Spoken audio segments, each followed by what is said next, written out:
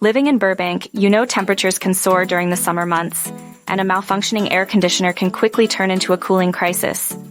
The first step to avoid a cooling crisis when you need your AC unit to run smoothly the most is recognizing the early signs of trouble. Common indicators include inadequate cooling, unusual noises, foul odors, or a complete failure of the system. By having your AC unit checked before the summer rush, you can catch any potential issues early on. Addressing minor problems now can prevent them from escalating into major and costly repairs later. Regular maintenance ensures that your AC unit is running at its peak efficiency. This not only will keep your home cool and comfortable during the scorching summer days, but also will help lower your energy bills by ensuring that your system isn't working harder than necessary. Just like any other mechanical system, regular maintenance can help extend the lifespan of your AC unit.